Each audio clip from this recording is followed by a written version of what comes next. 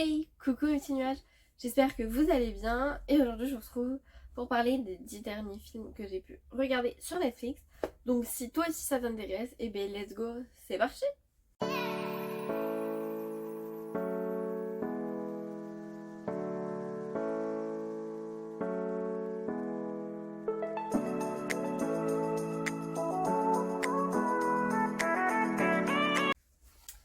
Alors, la première c'est K-pop Demon Hunter qui a fait un grand succès, donc je pense que la plupart de vous l'ont vu, l'ont vu.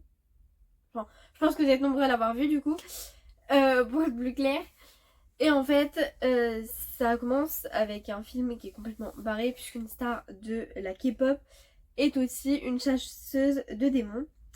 Elle mène une double vie entre les projecteurs et les combats surnaturels. C'est flashy, bourré d'action avec des chorés stylés et des créatures démoniaques. Et si vous aimez les univers plutôt décalés et les héroïnes badass, bon, c'est tout à fait pour vous. C'est un film que j'ai beaucoup aimé. Par contre, je vais dire ce que je pense honnêtement, il est catégorisé pour les enfants. En soi, c'est pour ça qu'il me dérange fortement. C'est plus les paroles des chansons que je trouve très peu adaptées aux enfants. Allez voir la musique Soda Pop, regardez les paroles.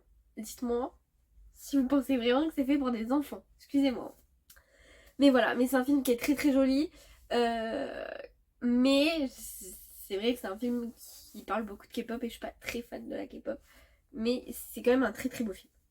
Ensuite, il y a Marum, donc on suit Fanny qui découvre que son fils se fait harceler à l'école. Elle décide de s'en mêler, mais pas en mode rendez-vous avec la maîtresse. Non, elle va s'infiltrer dans l'école. Elle manipule les enfants et monte un plan complètement fou. C'est-à-dire que en gros, son fils se fait voler son goûter et elle va mettre, enfin, va changer le Nutella par autre chose. Je vous laisse deviner quoi. Euh, et puis voilà quoi. Et en fait, c'est un film qui. Enfin, c'est une comédie qui est parfois gênante, je dois l'avouer, mais qui parle bien de l'amour maternel et de ses limites, mais aussi très bien du harcèlement. Notamment à la fin, le petit garçon il fait pour le spectacle de fin d'année une projection sur ce qu'il a vécu, enfin tout le harcèlement qu'il a vécu, et voilà. Ensuite, il y a Petite Main, qui est un court-métrage qui est vraiment magnifique, mais genre vraiment magnifique, sur enfin, sur comment sont rémunérées les femmes de ménage. Euh, donc Eva, c'est une jeune stagiaire qui a rejoint une équipe de femmes de ménage dans un grand hôtel. Elle découvre un monde de solidarité, de fatigue, de dignité, et quand un mouvement social éclate, elle doit choisir son camp. C'est court, mais ça frappe fort. Très bien joué, très bien écrit. On retrouve tout ce qui est CGT et tout pour aider ces femmes de ménage qui sont payées une misère alors qu'elles font un travail de fou dans un endroit où les gens payent des sommes astronomiques pour avoir une chambre d'hôtel. Et en fait, on voit que ces pauvres femmes sont payées, mais vraiment une miette de pain. Donc voilà. Ensuite, il y a French Lover qui est vraiment un film, mais genre magnifique. On suit un acteur américain qui débarque sur Paris pour retrouver une femme qu'il a croisée brièvement. Il pense vivre une romance à la française, mais ça se passe pas tout à fait comme prévu, puisqu'il se prend les différences culturelles en pleine face. C'est une comédie romantique avec les clichés franco-américains, avec humour et tendresse. Paris est belle, mais pas toujours simple. Et en gros, en fait, cette femme sort avec quelqu'un d'autre. euh, lui, du coup, va se rapprocher d'une serveuse de restaurant comment dire, qui va au début lui en mettre plein la tête. Et au final, il va l'aider parce qu'elle est en instance de séparation, de divorce. Et en fait, ils vont tomber amoureux. Et puis voilà quoi. Ensuite, j'ai regardé Bon Rétablissement. Donc Pierre, c'est un homme qui est plutôt bourru, qui se retrouve à l'hôpital après un accident. Il ne se souvient pas du tout de ce qui s'est passé. Il est cloué au lit, il reçoit des visites improbables, des proches, des inconnus, notamment une jeune fille qui va lui emprunter son ordinateur, qui à la fin va avoir un bébé, et qui... Enfin bref, c'est vraiment plein de petites choses comme ça. Il y a même un chien qui vient lui rendre visite. Et chaque rencontre lui révèle un pan de sa vie qu'il avait oublié ou négligé. Notamment, il y a son ex-femme qui vient lui rendre visite. Il y a son frère avec sa belle-sœur et ça va partir en conflit. Enfin bref, vraiment voilà. Et notamment la personne qui l'a sauvé de l'accident qui va venir le voir. Pierre va lui demander s'il accepte de faire du ménage en échange d'une petite somme d'argent. Celui-ci refuse. Mais voilà, et en fait à la fin du film, Pierre se souvient de ce qu'il s'est passé au moment de l'accident. Et voilà.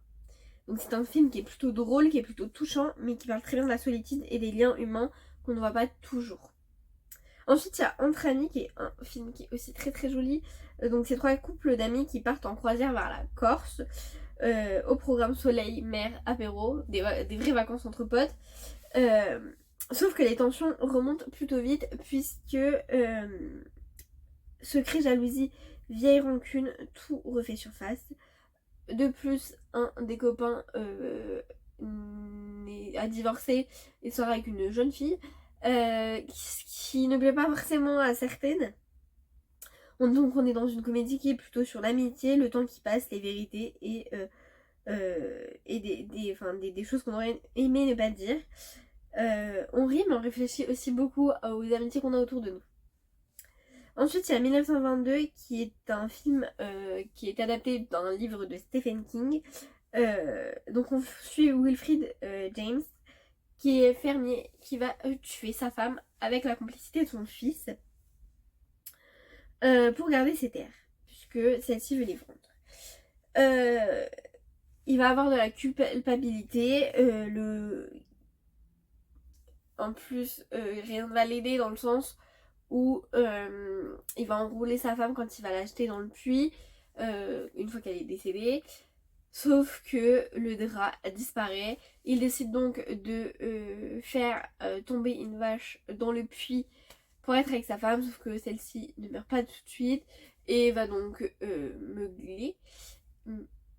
Et il va devoir tirer sur la vache. Enfin bref. C'est pas très très... Enfin si vous... Voilà, hein, c'est pas très très gai. Il y a des événements étranges qui vont commencer à se produire. C'est plutôt un film qui est sombre, lent, mais qui est franchement hyper bien fait. Dans le sens où vraiment en fait c'est vraiment une chronologie qui... Voilà. Et il y a une vraie descente aux enfers de la part du père, avec une ambiance qui est plutôt pesante. Et en plus, son fils va partir puisqu'il est amoureux d'une jeune fille qui va elle aussi mourir, sachant qu'elle attend un bébé. Enfin bref, voilà. Ensuite, il y a Sale Gosse, qui est un film qui m'a fait extrêmement beaucoup rire. Je vous le dis, ça m'a fait extrêmement beaucoup rire.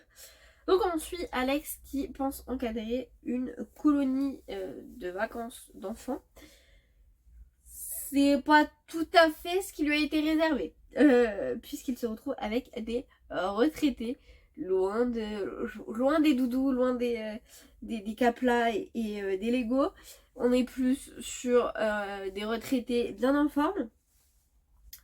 Des vrais sales gosses du 3e âge. Ils lui en font voir de toutes les couleurs. Il y en a qui vont fuguer alors qu'ils sont sous sa responsabilité. Il y en a, enfin ils vont faire un cache-cache pour le faire culpabiliser. Enfin bref. Plein de petites choses comme ça. Alex va se faire virer, sauf qu'ils vont tous le regretter. Et au final, Alex revient et tout est bien, qui finit bien. Mais pour voir vraiment tout ce qui se passe dans le film, allez le voir parce qu'il regardez-le parce qu'il est magnifique vraiment. Et en fait c'est plutôt drôle, absurde et ça passe par des clichés sur les vieux. Beaucoup de clichés sur les vieux. Désolée, on vous passe le coucou à tous nos petits retraités qui passent par ici. Même si je pense qu'il y en a peu. Mais sait-on jamais. On est sur une comédie qui est pleine d'énergie et de surprises et ça c'est beau à voir, notamment à la fin quand Alex revient, c'est pour fêter l'anniversaire d'une des retraitées. Alors que tous les retraités sont à table, ils sont en dépression. Ils avaient préparé le repas préféré de la jeune femme, non, la retraitée qui fêtait son anniversaire. Elle n'a pas mangé puisque Alex lui manque beaucoup. Enfin bref, vraiment c'est... Voilà. Ensuite, il y a ma famille Hendrix, donc Justine qui est une mère qui est solo, part en road trip avec son fils, son compagnon et son beau-fils. L'objectif c'est de créer une vraie famille puisque elle voit que les liens entre eux sont très compliqués. Et de plus ils essayent de construire un gîte qui ne fonctionne pas forcément. Sauf que rien ne se passe comme prévu. Entre disputes, révélations et galères, ils finissent par former un groupe de musique improbable, les Hendrix. Ils vont avoir des problèmes financiers et la mère va se mettre à voler pour pouvoir subvenir aux besoins de la famille parce qu'elle veut pas ruiner ses vacances et en fait ils vont finir en prison. Enfin bref. Voilà. C'est une comédie qui est plutôt familiale et très rock'n'roll. Voilà. Et enfin, le dernier film, qui est un très beau film, qui je pense a été vu par beaucoup d'entre vous aussi, c'est Les Nouvelles Aventures de Cendrillon. Donc c'est l'histoire de Cendrillon, mais revisitée de façon moderne et complètement décalée. Donc Marie-Lou raconte un conte à un enfant, donc c'est l'enfant d'un collègue qui lui demande de garder son fils le temps d'une soirée. Sauf qu'elle y met sa touche perso, des princesses qui parlent comme en banlieue, des situations absurdes et beaucoup d'humour. Et en fait, Cendrillon ne va pas finir avec le prince, mais va finir avec le frère du prince qui deviendra lui le roi, puisque c'est l'aîné. Et voilà, c'est une parodie qui est plutôt délirante avec un casting qui s'amuse bien, avec vraiment des acteurs qui vont très bien ensemble pour le coup. Et voilà. Bref, j'espère que vous aussi vous avez des films à nous conseiller dans les commentaires. Moi je vous fais des gros bisous et je vous dis à la semaine prochaine pour une toute nouvelle vidéo. Ciao!